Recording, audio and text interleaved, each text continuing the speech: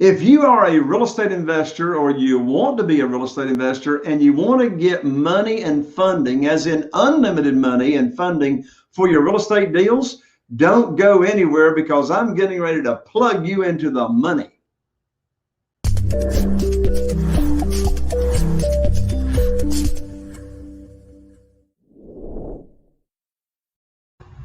Well, hello and welcome to another episode of Real Estate Investing with Jay Conner. I'm Jay Conner, the Private Money Authority, and also the host of the show here today. I want to give you a special welcome, especially if this is your very first time joining us here on the show. On the show, we talk about all things related to real estate investing, from single-family houses to commercial to land to self-storage to you name it. And if you've been tuning into the show, you know that I've had amazing guests here on the show, and today is no exception. But before I introduce my very, very special friend and guest, I've got a free gift for you for just tuning in here on the podcast. I just recently released my brand new book, which is titled Where to Get the Money Now. Where to Get the Money Now. And you can get this book for free. The subtitle of this book is How and Where to Get Money for Your Real Estate Deals Without Relying on Traditional or Hard Money Lenders. This book was just in the top on Amazon, but you don't have to spend $20 to get this book. In fact, I will send you the book for free. I am going to ask you to spend just a couple of bucks to be totally transparent for shipping and handling. But you can go to www.jayconner.com/book, B-O-O-K, and we will rush you the book right out. Again, that's jayconner, jayconner.com/book. Well, I am so excited today, folks, to have with me a very, very dear friend that I've known now for a number of years. He is a brilliant real estate investor. In fact, he has been a self-employed real estate investor now for over 25 years. And he actually started this career way back at the young age of 23 years old when he read that way back then famous book called Nothing Down by Robert Allen. Well, my friend and guest, he's purchased way over 2,000 houses now in and around his hometown of San Antonio, Texas. And listen, folks, he is a high school graduate, but he never stopped learning. In fact, books and CDs and webinars and seminars are and were his classroom after high school. Well, today he specializes and has for years in owner financed properties and owner financing properties to people that have been left behind by traditional lending institutions. And he also gives new life to properties and houses that may scar the neighborhood. And I tell you, folks, this is going to be one of the most fascinating guests and experts that you have ever heard here on the show. You are about to learn a lot from my good friend, Mitch Stevens. Mitch, welcome to the show. Wow, no pressure here, huh? No pressure, Mitch, no pressure. How you doing? Hey, look, this guy looks like this. Can you go figure? But hey, look, hey, Mitch, now you're looking fantastic. I mean, it's just been within the last couple of years, you lost like 40 or 50 or more pounds. And it's like, you like transformed your life, right? Yeah, I quit smoking and drinking after 40 years on the same day. Just decided I'd had enough. By the way, I just was being held back by my vices. But quite frankly, they were occupying a lot of my time. And I just had enough. And I published my story, how I quit drinking and smoking and took control of my mind and my weight and my life. About 38 pages. If anyone just wants to know how I did it, no patches, no therapists, no doctors, although there might have should have been, because, you know, just a little warning, if you've been drinking a lot in your whole life, don't just stop cold turkey because it could kill you. I didn't know that until people started sending me emails. But you know, I just, no disaster, no car wreck, no divorce, no tragedy. I just had enough. And I was, you know, looked at myself in the mirror. Turned 60 this year. And I said, you know, if I keep going the way I'm going, I'm already going downhill. or I can make some changes and I can have another good, 10, 15 really vigorous years, on into my mid 70s maybe.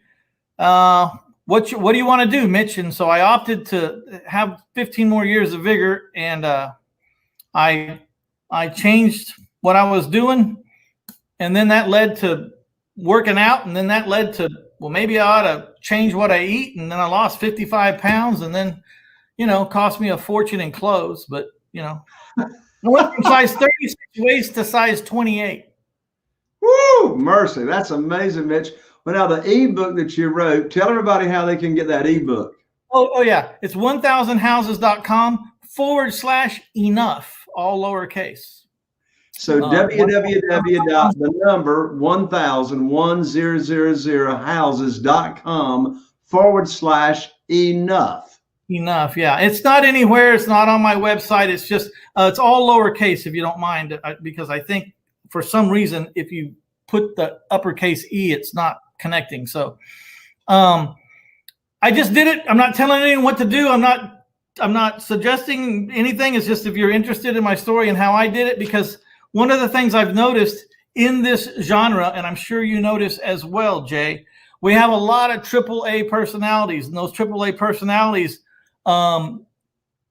overdo a lot of things, and some of those things are good for us and some of those things aren't so good for us, and so if any of you are at that crossroads or thinking maybe you need to make a lifestyle change and would just be interested in my personal story, I'll tell you, for better or for worse, what I did and how I thought about it and how I got there. It's scarier than you think at first. I mean, changing how you've been all your life is a scary thing. So anyways, I talk about it there if you're interested. Well, I appreciate you sharing that, Mitch. I read the book. It's a fascinating story. And I have got some friends that have gone down that path. And one thing I heard them saying is they end up having all this extra time on their hands, particularly if they're used to blacking out every night, right? Yeah. And it's like, so it's like they'll, I hear them saying, what am I going to do with my time? What am I going to do with my time? So what did you find doing with your time when you were like totally clean? Well, that almost sunk me because I had planned for what I was going to put in my hand. I had planned to replace some habits, but I didn't plan for 30 or 40 extra hours a week. I had no idea. I had no idea. I was very highly functional. I didn't fall down when I drank. I didn't get DWIs. I drank for 40 years, almost every day, towards the last half of that. Not falling over, but just always sipping, always, like you might have a glass of tea in your hand. I had a bourbon and soda, and it just got to be too much one day, and I decided to make some changes. And so I went to the gym, but that only took up about, a few hours of that 40 hours and a week, so I started studying diet and how to, really make some progress in the gym. And I thought, well, that's a huge subject. I could jump into that and try to study some of those keto diets and all that stuff. And I got in there and got interested, and I let that occupy my time. But I also, I'm coming out with my fourth book now, The Art of Private Lending, and I have a fifth book that's about 3/4 of the way done. So, one thing about entrepreneurs, it won't take them long to figure out how to fill up their time. For sure. Well, I tell you what, there's one thing we're not going to be for very long, and that's bored, right? Right. Well, I appreciate you sharing that, Mitch. So tell everybody, what does your business look like today? You got a long history. You bought thousands of houses, but in today's economy with what we got going on, what does your business look like now? Well, I've bought a house about every 4 to 5 days for over 2 decades. And, it's about 100 houses a year. And I want to be really clear on something. I know right across the street, there's somebody doing 5 times that amount. I mean, there's always a faster gun. There's always a, bigger guy out there. I'm just saying where I'm at. That's where I'm at. And I've been at that level for a long time. It's a comfortable place for me. I don't want to do more than that. It's a challenge these days to do 100 houses. You know, in COVID, we only did 83, but there was a point in time there I didn't know if I was going to break 40. No one knew what was really going to happen. So I buy houses with OPM, other people's money, private money. One of the things that Jay teaches, I have $26 million of private money, and it didn't happen overnight. It happened over a couple of decades. And it's amazing what happens when you borrow money from people and you pay them back as you promised. They give you more, and then they give you some more. Then they introduce you to your friends that have more than they had. And then, you know, it just kind of keeps ratcheting up.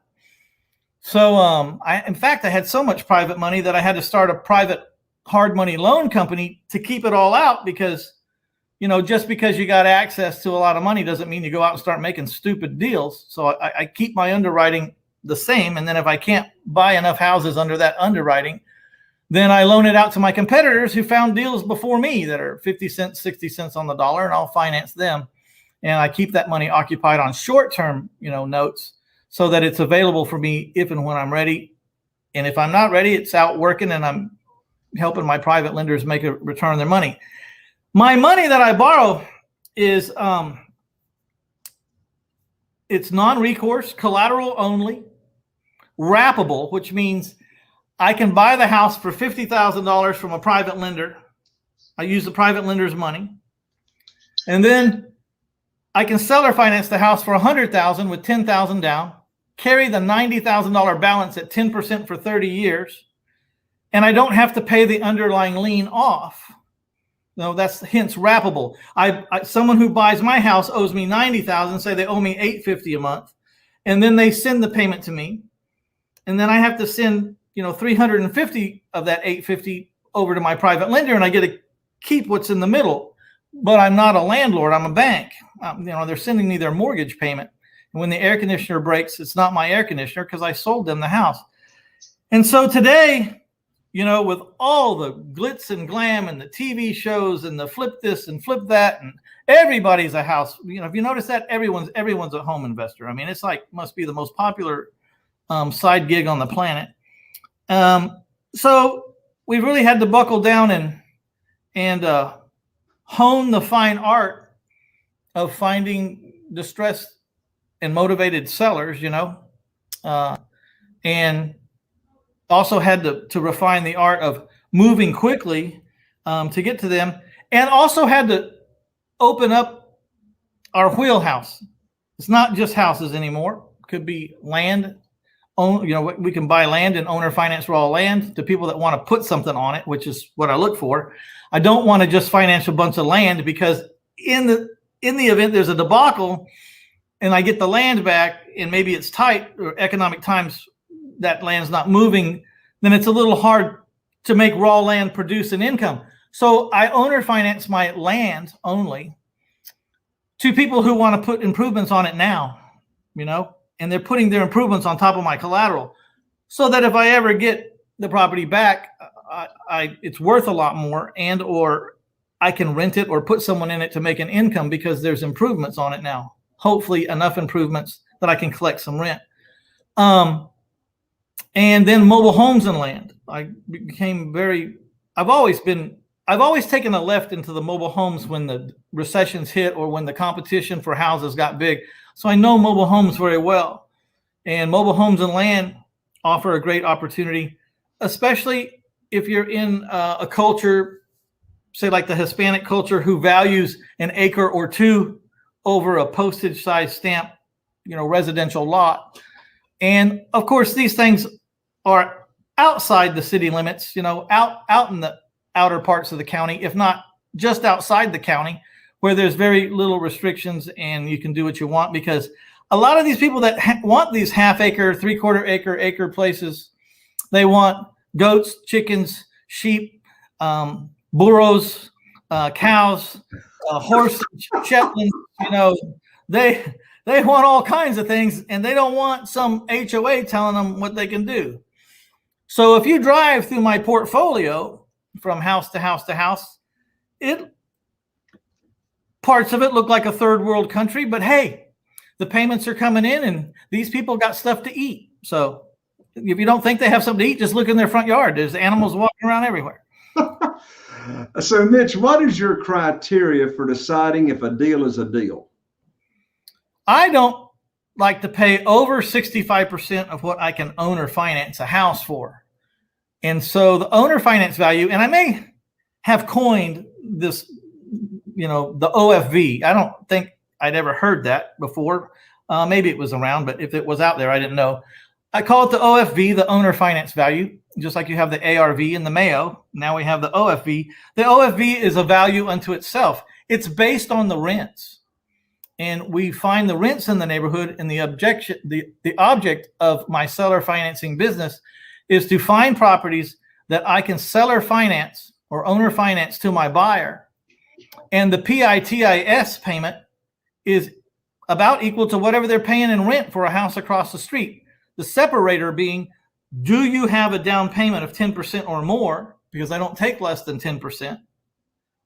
And do I like you? And if those two things line up, then you have a real chance to get into one of my houses for about the same as you're paying rent. And I average 4 days on the market. I was averaging 9 days, and then after COVID, now it's like I average 4 days, and I put no signs in my yards anymore. I don't even have to put a sign in the front yard. I function completely signless now. So how do potential owner-financed buyers of your homes find out about them? Well, for a long time, I would put 20 bandit signs around the neighborhood of the house that I had for sale. So I put 20 signs around the neighborhood, and then I put a sign in the front yard. And then they would call a Livecom phone number, which I have a software company called livecom.com, LIVECOMM.com. And you buy phone numbers there that have a text distribution list attached to it. And if anybody calls that phone number from their cell phone number, then their cell phone number is captured by the system and put in the text distribution list. So here I have, 10 or 15 houses for sale. I got 20 signs around the neighborhood and one in the front yard. And when they call through Livecom, you set up a recording that tells them everything about the house and trains them how to buy your house. You're going to need a $2,000 non-refundable portion of your down payment at the time you fill out the app. And it just coaches them how we do it and about that particular house.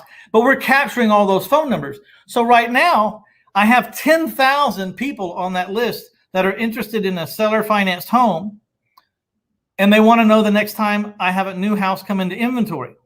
That coupled with, we send text messages to them telling them to go over to our Facebook business page where they can see the homes2go.net houses and all the inventory. They can meet the salesperson.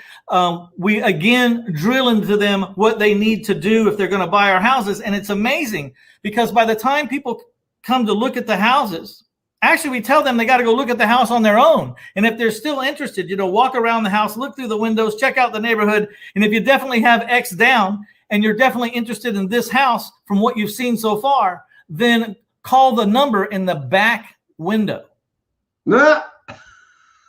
So the only people that call my salesmen have followed instructions and have done, they've showed that they really want a house. Because I'm seller financing people for 30 years. I don't want customers who maybe want a house or kind of sort of want a house. I want people that really want a house. So show me you really want a house, do what I say, and call that red phone number in the back window. And, I invented Livecom because I was getting 50, 60, 70 calls a day on the weekend. And my salespeople were just getting worn out, and they were giving out misinformation, and they weren't answering the phone after noon, and it was just too much. So now the system delivers all the information about the house, tells them how to get qualified for the house, and then tells them what to do if they really want the house. Like, go look at it, load your family up in the car, and go walk around, look through the windows, and check out the neighborhood. And if you still want this house, and call that number in the backyard. So I got 10,000 people now, and about every quarter I'll send out. I can text these people for 2 cents per person. That's a direct hit. They've already raised their hand and said, I like your product. So for 2 cents, I can say, hey, I got another house. Click on this link and check it out. Or go over, now we drive them over to my business page. Go over to facebook.com/Casas Dueño a Dueño SA And I only advertise in Spanish, by the way. I have no English ads. Everyone in my organization is bilingual but me. And, you know, I text every quarter saying, if you're no longer interested in the house, get off this list by you know, sending the word stop back, texting the word stop back to me. And I still have 10,000 people. So whenever I have new inventory, I just send out that link to 10,000 people. And within 4 days, I've decided on someone and have a contract. That's amazing, Mitch. It sounds like you sort of figured that process out the hard way. Well, everything's from necessity. I mean, my whole life, I'm not the smartest guy in the room. And anybody who knows me will tell you. And I really don't score well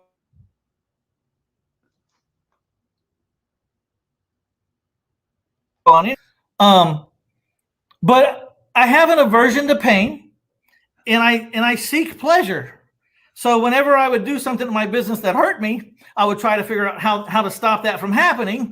And then when I found something that felt good in my business, I would try to figure out how to multiply that, you know, how to exaggerate that. How do we make that happen more often? That was fun. That was great. I got a big check, or I got a check. So over 27 years, you kind of figure out what you do. And then on top of that, I didn't invent this stuff by myself. I mean, it's a lot of conversations with smart people like Jay Conner or Ron LeGrand or somebody. We get in rooms and we decide how to fix problems, you know, in think tanks. You know, if you read my book, My Life in 1,000 Houses, Failing Forward to Financial Freedom, you know, there was a day when the phone was $1,800 a month. My cell phone bill was $1,800 a month.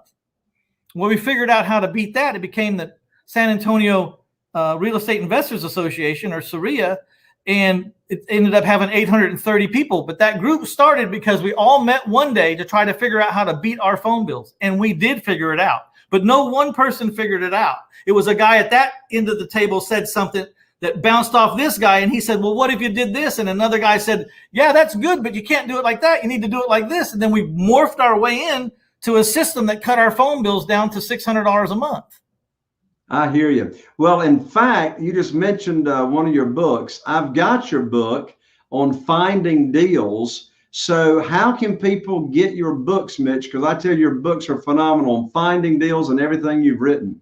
Just about everything in my life can be found, with the exception of that 1000houses.com/enough. That's just kind of a private thing I sent out because it really doesn't have anything to do with real estate. But anything about my investment career, my whole life, is at 1000houses.com. You see my podcast. I just opened up a YouTube channel I'm putting out 10 minutes worth of valuable content every working day for the next year. You can get that at 1000houses.com/YouTube. But all of this stuff can be found over at my website, 1000houses.com. There's more about me than you'll ever want to know. And there's tons of free stuff. You know, some of the gurus out there say, they lambaste me, say I'm giving away too much. I say, you know, I'll give away. I'll tell you how to do everything. You're still going to be better off getting a coach because you can't assimilate it all. There's too much information, but I'll tell you everything I know. So if you go there on the homepage and scroll up and down, there's mountains of free stuff. Mountains. Yeah, you mentioned coaching. Have you got a coach, Mitch? Absolutely. I'm in a mastermind and have a coach all the time. You know, I try to go through life like this. I got a hand down, trying to help people to get to my level. Hopefully they go past my level. But then I got a hand up because I'm trying to get to the next level from wherever I'm at. And as you well know, Jay, there is always another level, isn't there? Absolutely. Now, in today's economy and business and everything, are you rehabbing any of these houses? Or are you selling most of them as is, or what? It's a big question because, you know, I'm in the self-storage business and the semi-truck storage business. That's what I do with the money I make from houses. In the house business, people think that I don't rehab houses, which is a misnomer. I do rehab houses because you have to keep a crew busy at all times. So my crew's always working on 1 or 2 houses. But the other 13 houses are for sale as is until my crew can get to them. The greatest strategy of all time in the real estate investing industry is buy it, don't fix it, seller finance it to someone who wants to fix it, and watch them go over budget fixing up your collateral as they make payments every month. It's the greatest plan in the whole wide world. I mean, where's all the time in a real estate investment? It's in the rehab. Where's all the risk in a real estate house flipping business? It's the risk is all in the rehab when they do their rehabs. Everyone else is a liar. Everyone else is lying. If you didn't raise your hand, you're lying. I mean, I've been doing it for 27 years. I can't hit a budget to save my butt. The only way it works is if I like triple my budget, then I can say I came under. You know? Hey, look, Murphy lives in every house, and Murphy's cousins and Murphy's grandparents and Murphy's sisters and brothers and aunts and uncles. Yeah, I have fed all of them for years. I keep them in the money, man. I keep the Murphys are well kept care of by the Stephen family. Oh, mercy. Well, Mitch, one thing I was so excited about, I had you as a expert guest speaker at one of my recent mastermind meetings of a mastermind that I run. And our topic that we talked about was your favorite ways today to find deals, find motivated sellers. I'm assuming most of your houses that you buy are off market and they're not in the multiple listing service. Is that right? Well, they couldn't be, because right now the market's so hot that if you list something, if you have time and you can list something and you can wait for 60 days for a closing, you're getting top dollar or multiple offers above the asking price. I mean, I just talked to someone the other day, $30,000 over listing price on a, $305,000 house. I mean, I've heard stories of people getting an extra 70 or 100 grand. Haven't really seen that myself, but I know it's out there. It makes sense. So I have to deal where there's chaos. We have to deal where there is no time, where people, it's either now or never. It's today or they're going to get nothing, or there's some circumstances or something brewing or something happening. So we just live in the chaos. Wherever there's chaos, there's opportunity, and we live where there's chaos. What is your best consistent source of seller lead flow today? Well, it's the past due property taxes, because it's a big list. We live in a town that's a little over 2 million people, and there's a lot of people past due on property taxes, which is just the first hint that there might be a problem. And then once we get that list, we start looking for problems on top of problems, you know what I mean? And start elevating the chances that the person that we're looking at is really going to be motivated. There's behind in taxes, and then there's behind in taxes out of state. Behind in taxes out of county, and behind in taxes out of state, and then behind in taxes out of the country. And then there's behind in taxes and they're getting, property code violation judgments put on them. There's all these filters you can put through, and less people fall into the bucket every time you add a filter to these lists. But the potential of that customer that does fall in the bucket is much higher. Absolutely. Well, listen, folks, this is a no-brainer. You want to get on over to www.1000houses, and that's the number, www.1000houses.com, and absorb and digest Mitch's information. He's got a phenomenal years of experience on doing this business. And Mitch, I am sorry to say we're near the end of the show here, so parting comments, my friend. Well, I specialize in seller financing my buyers and using private money to buy my houses. But I've done adverse possession. I've done subject twos. I've done all of them, because you pay money for these leads, and sometimes they're not the kind of leads you want, as it turns out, but you still have to find a way to capitalize. So I've done wholesaling and hoteling and all that. But I owner finance about 70% of my properties. I retail about 27%, and I wholesale about 3% of my properties. And, I have only 3 different levels of coaching. I'm not a mill house. It's all over there at 1000houses.com. You can see what I have to offer. And if you're the kind of person that's figured out, you're going to pay the street or you're going to pay a coach. It doesn't matter how much they put in the book. It doesn't matter how much they give away, or they can give you everything they have. Until they become routine to you, you're going to make mistakes if you don't have a coach with you. And so you're either going to pay the street or you're going to pay a coach. And paying a coach is a lot less stressful, and is probably a lot cheaper. I know that my education from the street, and I like to tell people I graduated from La Calle U, that's the street in Spanish. It cost me a friggin' fortune, more than Harvard, and it's, you know, it still charges me when I make mistakes. So always find the right coach when it's time, and it'll save you a lot of money. That's for sure. Mitch, thank you so much for joining me today. I appreciate you so much, my friend. I really do. All right. I appreciate you having me on, Jay, as always. All right. Well, there you have it, folks. Another episode of Real Estate Investing with Jay Conner. I'm Jay Conner, the Private Money Authority, wishing you all the best. And here's to taking your real estate investing business to the next level. I'll see you on the next show, Real Estate Investing with Jay Conner.